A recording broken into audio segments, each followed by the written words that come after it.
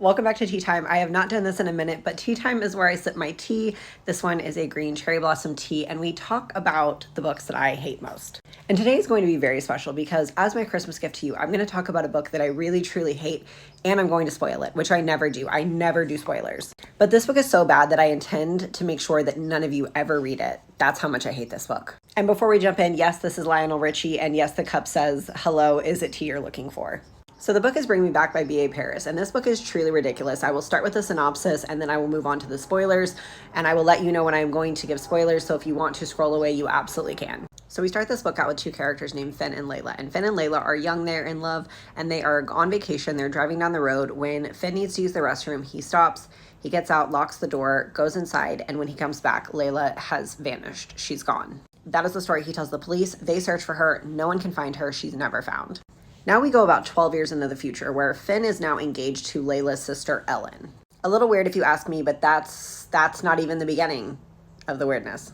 So again, Finn and Ellen are now engaged. They're about to get married when Ellen finds one of those little like Russian dolls where like the doll fits inside a doll inside of another doll. And like as you open them, they get smaller and smaller. And apparently Layla was obsessed with these when she was little. So now Ellen is convinced that Layla has returned. Then Finn starts getting all these emails asking him like which sister he actually loves and which one he loves more. And he's like, this is weird. Okay, so that's the synopsis. Now on to the spoilers. You can scroll away now if you don't want to hear them. The plot twist in this is that Layla and Ellen are one and the same. They're not sisters.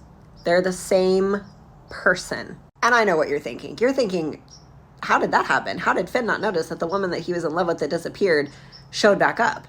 Well, silly you. She showed back up with a different hair color, a slightly different accent, and some minor facial surgeries, like minor cosmetic surgeries. So he just simply didn't recognize her after searching for her for years.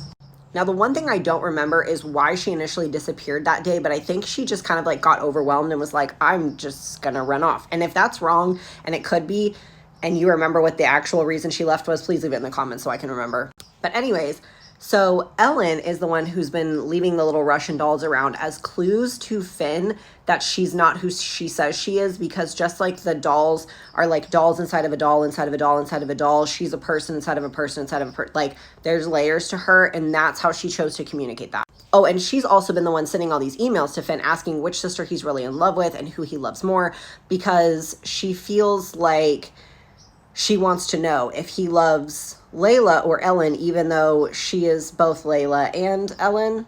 And it's been literal years since I read this book, so I might be getting this point wrong. But I think how she came up with the idea of being Ellen is I think Ellen was actually dead. And when she left Finn and went back to her like home, her dad maybe had like memory problems or dementia, and he started calling her Ellen, and she just went along with it. Like she just stopped being Layla because her dad forgot that she was Layla and not Ellen. And then she reconnected with Finn and like decided to keep up the charade of being Ellen, the sister. I can't remember, was Ellen dead? But yeah, this book was absolutely insane. And it pissed me off, to be honest. Like that took Unreliable Narrator to a completely different level. Like, and I still just can't get over the fact that he did not recognize her. Because her hair color was different. And because her accent was slightly different. Like, hello?